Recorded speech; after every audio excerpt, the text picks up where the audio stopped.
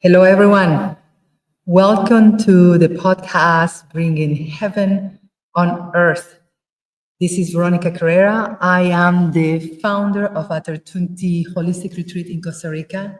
This podcast unites wisdom keepers, healers, and inspirational leaders dedicated to elevating the consciousness of our planet. So I have here a very special guest. Tara, you're going to have to pronounce your last name. So I do not, I do it justice. So why don't you introduce yourself? I'll do that. It's Tara Urszula Pietrzykowska. Let's just go with the full name. All right, there we go. Okay, so Tara is a good friend of mine and someone that I'm actually super happy that I have here on this podcast because of her phenomenal work that she does in helping others heal from traumas and be able to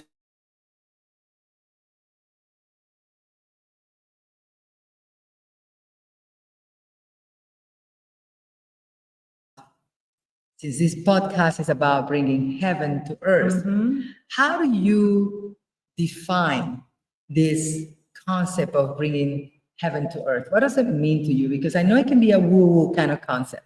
But let's talk about what we really mean by this. Yeah. So first and foremost, thank you for having me. It's always a pleasure to connect with you and have all those interesting conversations that we have a lot. It's an honor to be here with you and connect with all the audience and talk about all those important subjects. So bringing heaven to earth, it can, in my perspective, right? I think it's a subject, it's a theme that's going to be unfolding as the conversation continues. Yes. It's not something that can be defined in one sentence and complete, right? I think it's a theme that will require constant opening and revising and unfolding and deepening, as we continue this work. In my perspective, there are a couple of ways to look at this. It can be seen as a very woo concept, bringing heaven on earth, right? It has all those components that make people uncomfortable. But I also look at that as a purpose and the mission of making the earth better, right? Bringing something beautiful, something loving, kind, caring, tender into our everyday presence in connection with each other, but also in connection with nature, with wildlife, with everything around us, right? And in that sense, it might be kind of a metaphor almost. There are other ways to look at that also. Look where we are. We are halfway to heaven, right? We are right now on the mountain. We are kind of so close to heaven, and the vibration and frequency of this place, Atartunti, is so high and it's so beautiful that I can feel in my heart and in my everyday presence that I do enter a different frequency, a different way of living, a different way of thinking. Just because of the energy of the land, just because of the energy of what you've been creating here and the beauty around. So that's another way to look at that. When we go more into the esoteric woo-woo concept, right? There's the whole thing about, what we're entering right now, which is we are crossing into potentially a new level of consciousness for humanity at large, right? We're kind of on the cusp of something that's, things often have to break down before they move into on the higher level, right? So in that sense, that I believe there's something new available and possible for humanity at large that we are defining in that way of, higher vibration, higher frequency, what we choose to focus on, what we choose to think, what we choose to feel, how we choose to live our lives, how we come into a relation with everything around us, not just about ourselves, our own, for us, for me, right? But how do we function in a harmony with everything to create that high vibration and high frequency, right? And we can go into more specific kind of concept and, whenever. Absolutely. I really want you to dive in a little bit more on this thought that sometimes things have to break down before we see the breakthrough. And there's so much happening in the world, and it feels like a lot of people are navigating uncertainty, and we have a reverence for all of the things that are happening in the world. I keep that in my meditations, in my prayers. But tell me, what do you mean by sometimes things have to break down before we see the breakthrough?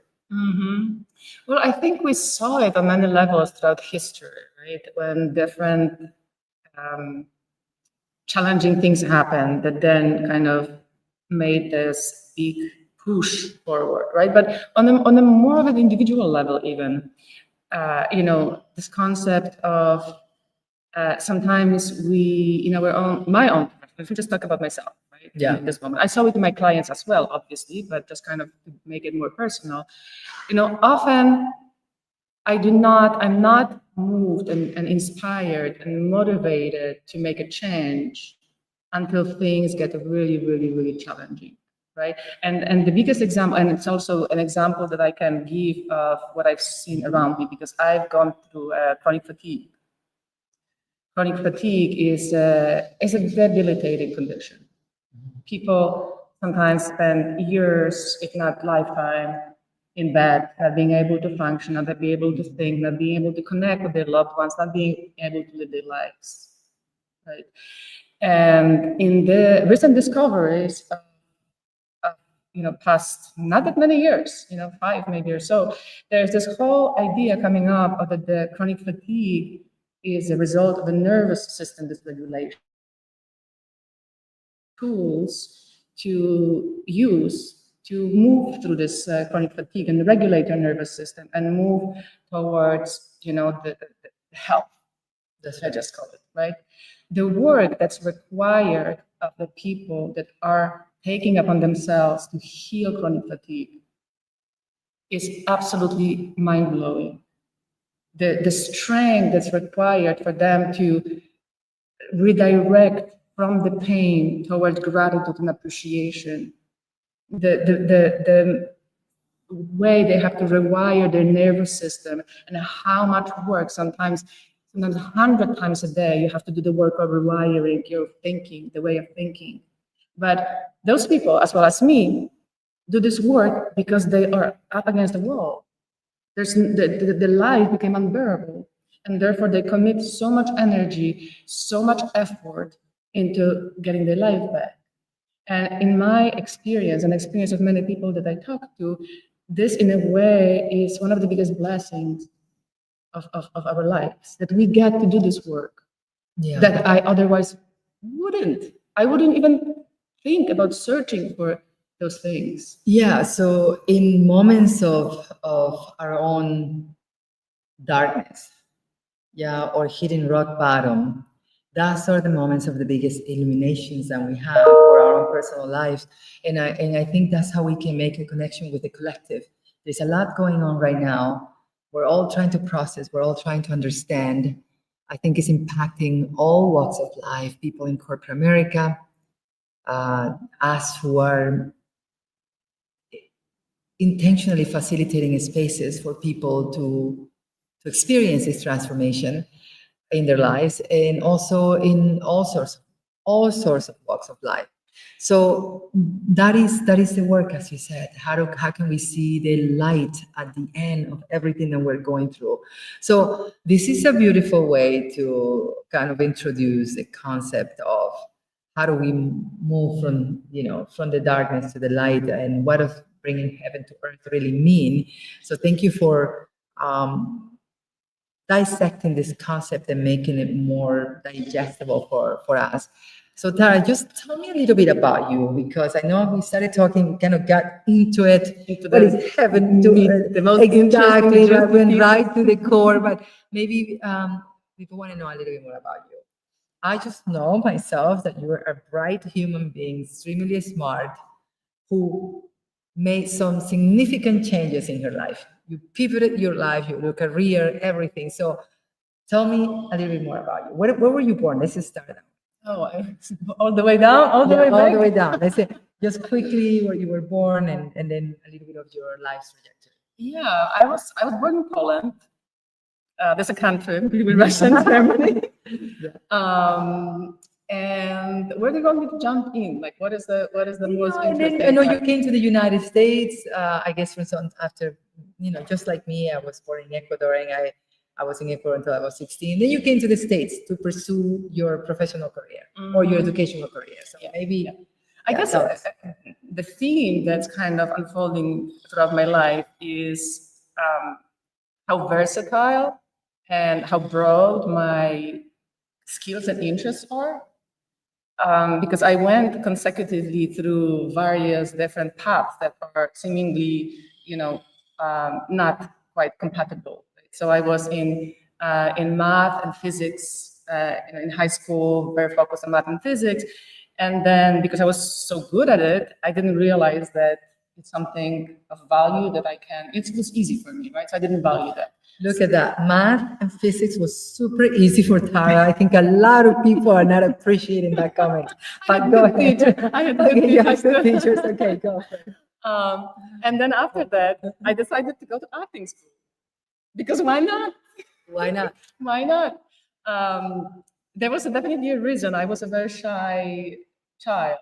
Okay. I really avoided, crowds and didn't want to be seen too much. So I figured, why not challenge myself? So that's another thing of my life that I really like to challenge myself and kind of push open different perspectives and different expand myself as a Okay. human being, kind of testing what the boundaries, what the possibilities are of a human being, right? So after the acting, spending some multiple years in acting, that's when I came to the US. When I was 24. And then I went back into math and computers and statistics and quantitative finance, Quantitative finance. derivatives, all the fun stuff. Yeah, very super fun. I know. Yes, so valuing, pricing, risk assessment. all You, that you're stuff. making me remember all the things that I used to know, stress don't you me just out a name little them? bit. All right, so then what happened? And then so then I arrived at the crisis. I arrived at the point where my let's just call it the burnout. Oh, burnout. Yeah, after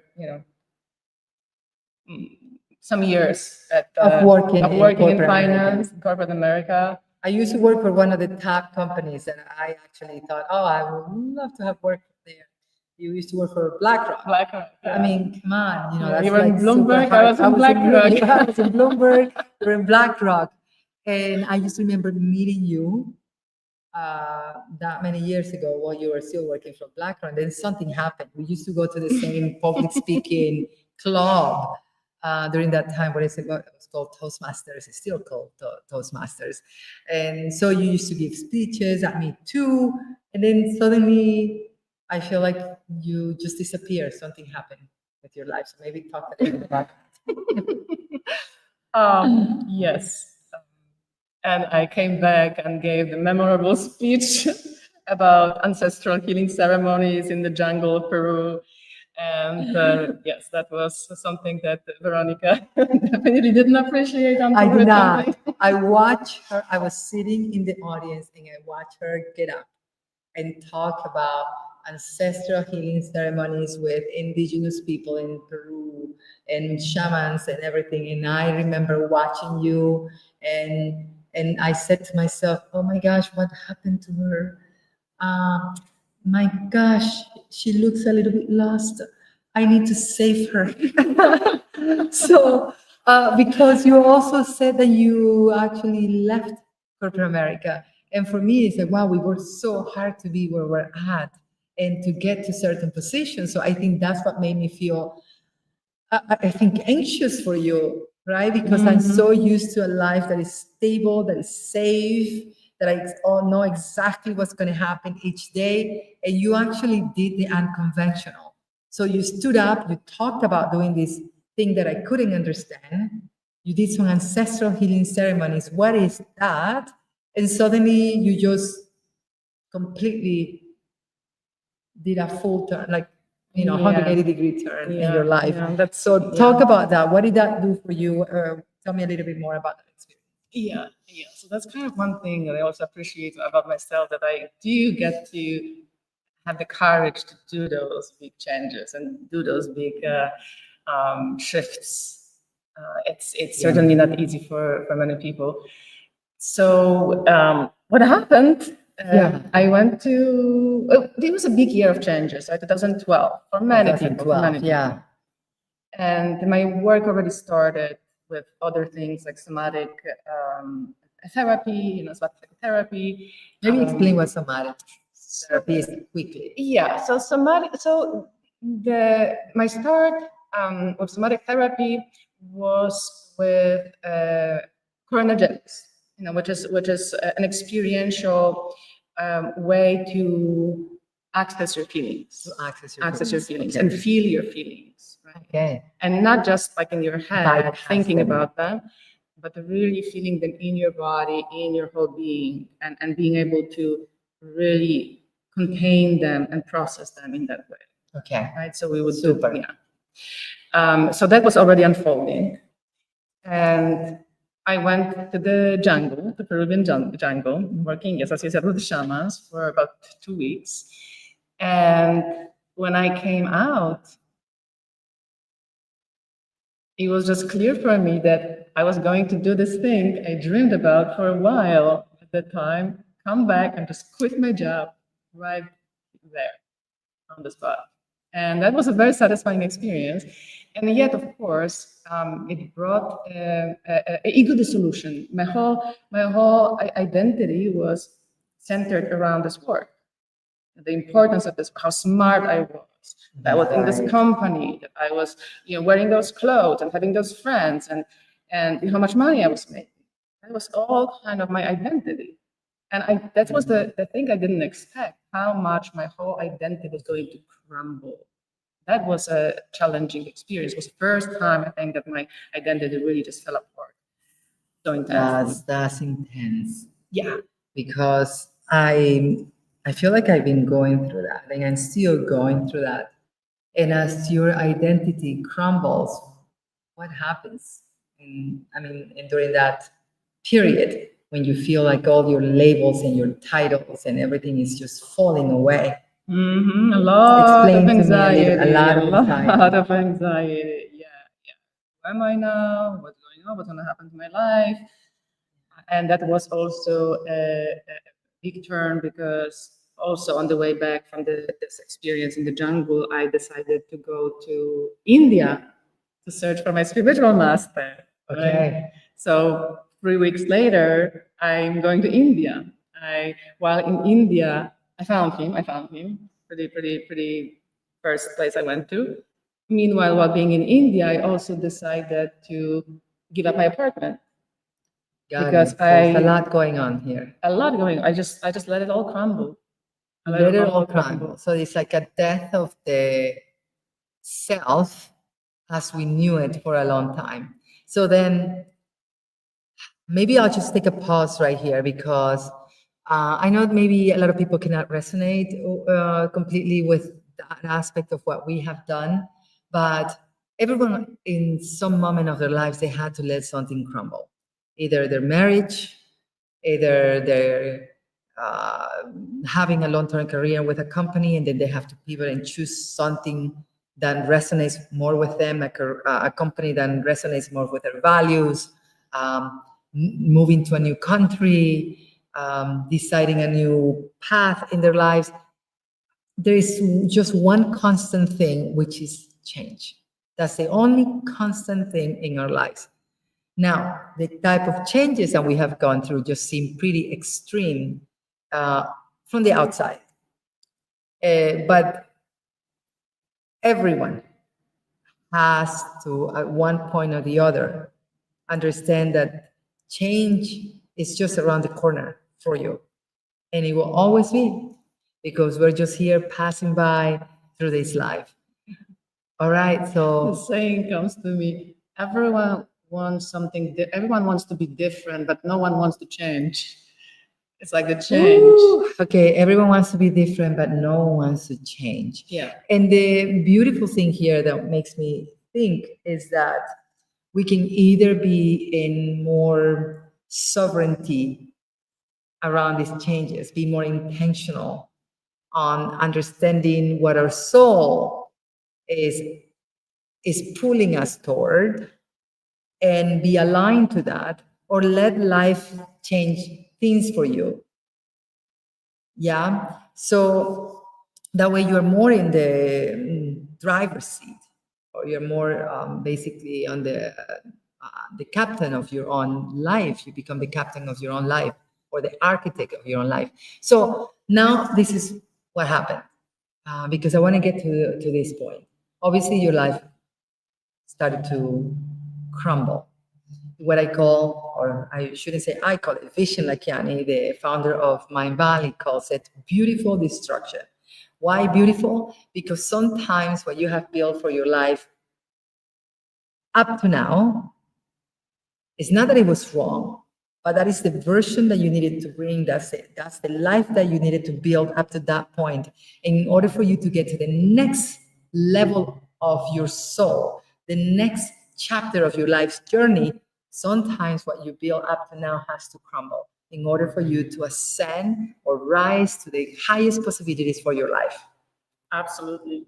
Yeah. Absolutely. And by now, after going through like multiple of those crumbles, some bigger, some smaller, but some tremendously big, I actually get to appreciate that. It's still challenging, Yeah. it's still painful, it's still difficult, and I'm still like, oh my God, when is it gonna end? There's so much there. But there's also when you start feeling this new life coming in, this new you coming, like blossoming slowly. It's just the most beautiful experience ever. Being released from that identification, from Yeah. what we thought we were, our constraints, what we thought were possible for us. It's the most beautiful, beautiful, beautiful, tender moment. Of this almost like like it is It's a a rebirth. rebirth. It is a rebirth. And I know that there is a very popular metaphor. It's about being in the cocoon, the chrysalis, emerging out of the cocoon until it becomes a butterfly and extend its wings and fly. I think we have to go through a few of these transformative moments where we have to die and resurrect, where we have to die and be reborn again. And it's in this rebirth that we get to know more and more who we truly are. Yes, who we truly are, exactly. Who we truly are. And I always say to people, I have gone through this, and it doesn't mean that I have it all figured out. It just means that I have gotten my life up to a certain point through a series of awakenings where I can now be bold enough to have these conversations with people like you, and hopefully just open the doors for many others to understand that life is just a series of awakenings, and it's all about returning to our true home, which is our truest and highest version of our humanity. Okay, so I'm going to pause right here because we said a lot, and I want to get to then after the destruction. Tara had this awakening, and now she decided to work with clients to help them process trauma, to help them hold space for emotional liberation, to be able to stand with their shadows so that they can alchemize their lives. So talk to me about that, because I know that some of your clients have experienced anxiety, depression, trauma, and you help them tremendously as you facilitate spaces for them. Yes. So it's interesting because I feel like in life, when we let go, sometimes multiple things happen at the same time. The path opens up, and when we follow our excitement, when we follow our heart, uh, all those pieces kind of come together seamlessly. And at the same time, when I went to Peru, same year I went to Peru, I also started my training in the somatic therapy. Right? So that's what I mentioned earlier. And I noticed that a lot what I was learning, there was sort of somatic, there was also some energy, there was also some kind of body reading, where the energy is being stuck, when I say energy, where the feelings are stuck in the body. And I noticed that in the ancestral healing ceremonies that I started helping with, and I was supporting people from that perspective, helping the shamans hold the space and support people on their journey. I noticed that a lot of the things that I was learning, they were actually doing on those journeys, those experiences. And I realized that I had something very powerful. Because in the somatic therapy, we try to take off the lid of the mind, of the brain, like what should be, what shouldn't be, the stories, what is safe to feel, what's not safe to feel, how my body can be allowed to move, how my body cannot be allowed to move, right? In those healing experiences, ceremonies, the body kind of takes over. The body just releases, and the nervous system, everything just kind of moves however it needs to move to release whatever trauma, whatever stress or anxieties there are, or holdbacks, in terms of depression. So, learning that at the same time to do it in everyday life with people was really tremendously supportive for me to understand and learn, how the human body releases trauma. And I followed up with a lot of other things, trauma-specific, like somatic experiencing, where we really kind of go deeply into the body sensations and a lot of the knowledge and understanding how the nervous system works. Because the nervous system is pretty much what controls, how much is going to be moved or how much trauma is being held inside. You touch upon a very interesting point, because you and the other guests that we had this week talk about sitting with your emotions and not numbing them through taking pills and, okay, I'm feeling anxious, I'm feeling depression, okay, let me take something so that I don't feel. Yeah. What you are saying is like, no, you're not taking anything so that you don't feel. We actually want you to feel, Yes. to feel all of it. Yes, And yes, and there has to be a moderation, right? It's not necessarily helpful to feel it all in terms of being thrown into the depths of anxiety and fear and having to sit with that, because the nervous system dysregulation, when it goes to the level that is too much, Too intense. too intense, nothing is being processed anyway. That's right. Everything shuts down, right? Got it. So the body kind of tries to protect itself. So what you're trying to do is get it to a state. So what we're trying to do, we're trying to navigate the places of not shutting down everything, not like completely disconnecting, not wanting to feel anything, but slowly opening up the capacity to feel, the container, learning how to handle your nervous system to feel those things. Got it. Right? What sometimes people start feeling something challenging and they get scared. So on top of the feeling, there's also fear, right? There's layered up emotions that really immobilize the nervous system and not allow for any kind of a processing work to deepen. Right. Yeah. So we navigate. Sometimes there are certain breaks that we need to take. Sometimes we need to take a little break from feeling, just to kind of come into the place of, with trauma, one of the things that is very challenging is that there was no control. Right. So when we are exposed again and again to anxiety and these intense emotions, we are kind of in a way almost teaching ourselves we don't have control over it, right? Yeah. So we learn certain tools, certain ways that we can have some kind of a little bit of a control, a container, how to handle love them. it. I love the gentle and loving approach to dealing with depression and trauma and anxiety, because what you're saying is I gently take my clients to feel, create a container that is bearable, that is manageable, so they have a breakthrough. Yeah. And we're not talking about numbing or feeling too much of anything. Is how do I take them gently into this journey so that they find liberation at the end. Right. Create enough safety for them that they can touch what they were afraid to feel. Beautiful, beautiful. I remember I had a session with you about dealing with my mom's death, and the child, my inner child, perhaps felt that I was abandoned because she died when I was 9. And you and I had a conversation or a session about connecting with that child and all of the child's emotions. So it was probably one of the most beautiful experiences that I had. And so this is what we talk about these things is really what it means to bring heaven to earth. And it's not a concept that is so abstract because what we're trying to say is that it starts with us. How do we get to heal our hearts, heal our nervous systems, heal our lives so that we live in a more empowered way? And therefore, our frequency, the life force that we live with, also elevates the collective consciousness Yeah. of each space that we are part of. Okay, I really love this. I really love how you are taking some complex concepts and making it simple for us to understand. Now, I do have something else that I want to talk to you about because you talk also that as we take people through this journey of deep work, the inner work, the work that matters so that we can live a healed life, an empowered life, a free life. You talk about integration, which is a crucial part of the healing process. I don't understand exactly what you mean by integration.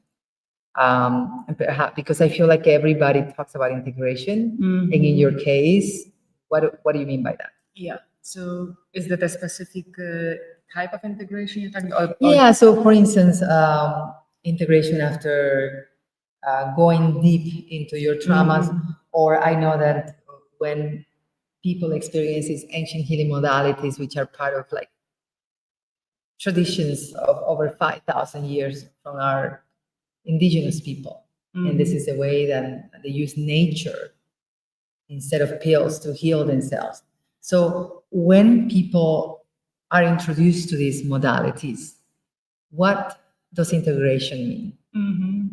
So a lot of the work that I do with people around emotions, around the shadow integration, right? That is very helpful, for the integration after, let's say, ancestral healing ceremonies, right? Where people go really, really deep, really, really far into those spaces, and the distance between that experience and everyday life is so big that it's really hard to bridge, the gap from one place to another, right? So the things that we do in the aftermath, and that can be working about any emotions that came out, or any shadows, or any experience, any feelings, that came out during the experience itself. But what integration really means is using various ways and various tools to bridge that gap from that intense experience to the everyday experience, and how we can implement the lessons from that experience, into our everyday life. Yeah. Right. So simple things like that, you get a lesson, you get a message. Yeah. Call your mom, talk to your mom, right? And I'm not saying that you have to act on every message, there have to be some discernment, right? But let's just say, forgive your mom, have a heart-to-heart conversation with your mom. And, in the aftermath, you have to find it within yourself to follow those messages. Yes. Right? Because if we kind of jump in and out and don't bring anything, any container around the medicines, it's kind of like a in and out journey with nothing spreads into how you live your life. Nothing to anchor it here in this life here and now. Right. Yeah, and I'll tell you this, like I remember when I went through this transformative healing experience in Costa Rica a few years ago. I was already, I think, a successful sales leader. Everyone, I feel like I always had an opportunity to be better and do better. But I was always devoted to making sure that I was intentional. I care about the people I led, and I think I was successful overall in achieving the business goals of the organization. But there was an unhealed aspect of me, and as we know, the healing journey is a long journey. But there was something important for me to process in my life, And then I came to Costa Rica in 2019 or 2020, and I experienced something so powerful. I experienced a healing, an awakening, and a transformative experience in my heart. And when I went back to corporate America, I remember sitting on the Empire State Building and I looked at the people I led very differently. Now we're hearing the monkeys. I don't know if everyone can hear the monkeys here, but I feel like I became a much better leader, a much better leader. I wanted, of course, my team to be the most successful team in regards to business results, but I wanted to do it with a level of humanity that we as a team will never forget that time that we had together. And I can say that that's exactly what happened. About 2 years ago, as you know, I left corporate America to build this holistic retreat as part of the inspiration that I felt throughout this journey. But I never going to forget that group of people because they were almost like the offspring of how I elevated my leadership through working through my own consciousness Absolutely. and healing. Yeah, Yeah. absolutely, absolutely. I feel like, in all various levels. And just to be clear, like not everyone has to leave their lives and Not everyone and has to do live their jobs. lives. Not at all. I think I'm it's glad many you of a calling. mentioned that. I'm glad you mentioned that because actually the work is exactly where you're at. If you are a corporate America leader right now, then be the best corporate America leader that you can be. Someone that your employees look up to, that they feel inspired by you, that where you lead with consciousness and compassion, and also generating business results, but with so much consciousness that you transform not only the energy of your own teams, but your whole organization. If you're a doctor, if you are a lawyer, whatever it is and your role is how do you elevate the consciousness, your individual consciousness, and therefore elevate the consciousness of your own organization. So everyone has a role exactly where they're at. Just some of us felt like taking a step aside to do something like this because we were called to do something for the collective, for people who look like us. Anything else you want to say as we close this episode of bringing heaven to earth? I know we started by saying this woo-woo concept, but so then how do you make it less woo-woo? How do you what can you leave the audience with? I want to mention that because that's very dear to my heart. That whole project about eco restoration that is so important for me. Why I'm mentioning that? Because I feel like throughout the journey that I've been going through, for the last 14 years now, my focus on the self has been moving away as I'm feeling more and more whole within, as I'm feeling more and more okay, as I'm feeling more and more complete, and as I stop associating myself so tightly with my patterns, my what I call ego patterns of thinking, patterns of this is me, mine, my opinion, my this, right? Like when I kind of start the soul, when the identity keeps falling apart and falling apart and falling apart, and you keep finding like what's deeper underneath, you start realizing that there is really no almost self. And as terrifying or as foreign that might sound, it's a very liberating concept. It's a very liberating concept. And in the process, I started experiencing more of a sense of the passion for nature, for wildlife, for our, for the harmony with everything around.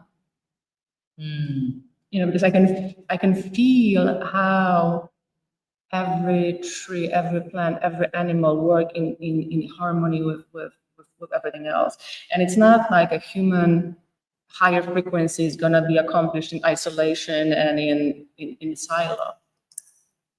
We are the nature, all that surrounds us as the higher vibration possible, and therefore in restoring it and maintaining it, in supporting and nourishing it, helping it grow, it gives us back, that capacity to go even higher. Yeah. Right. So I wanted to kind of mention that because I don't want to keep again, because there was like a one human, one ego, and now humanity, but still kind of in a silo. Right? We are still in an ecosystem with nature. Right. Right. And we cannot be separated from that. We are cannot not separate from accomplish nature. wholeness or higher vibration, higher frequency, without really being in that relational field. That's with right, everything around relational us. field, because we are nature. We are nature, so we have to take care of Mother Earth, our environment, because as we take care of Mother Earth, we're taking care of each other. Yeah. Yeah. Yeah. No, that's beautiful. I know that maybe I forgot to mention that you are now here in Aturtunti Holistic Retreat, and you are our marketing director. And I think you do many other things here, and we always laugh about. But what do you want to say about Aturtunti before we leave? We have a retreat coming up on January 22nd through 27th. It's going to be phenomenal. So if anyone wants to come in last minute, please just contact me, send me a direct message. But what do you want to say about being here? Because you've been here for, what is it, 2 months already? Yeah, almost 2 months. Almost 2 months. Another big jump. Another big jump. Yeah. I You decided to come and support me, support us here. Yeah. It just felt like the right place to be. Yeah. And it's been coming for a while, but finally, after this last experience, this last dieta, I made the jump. But what I want to say about Aturtunti, I think that bringing heaven to earth, the name Aturtunti, bringing heaven to earth, the name of this podcast, is exactly how we feel here. And I mentioned at the very beginning that we're kind of high, close to the clouds and sky and heaven, right? And there's also the sense of being kind of hanging in between somewhere. It's almost like we're coming closer to the bridge. The bridge, and just the nature here, the energy here, makes me feel like I'm halfway there. The nature makes you feel the views, the people here, the incredible people, the team that you are creating, the incredible integrity that's unfolding here. I feel like I found people that are walking this earth in the way I want to walk it. Thank you for saying that, and thank you for bringing up integrity, because that is the foundation of everything we do here. I think values are a must when we build something meaningful and significant. And I just want to thank you for being here. Thank you for being part of this podcast. Thank you for being part of Aturtunti. It's been a joy to make this podcast with you. We always start laughing with each other. We have a lot of fun Yeah, together. we have a lot of fun together. Paola Castro is going to be jealous because she says, "No, you have more fun with me." Well, we also have so much fun with Tara. But thank you, everyone. Please message me, message us if you have any questions, if you want to reach out and know any of the events that we have happening in 2026. Have a wonderful, wonderful week.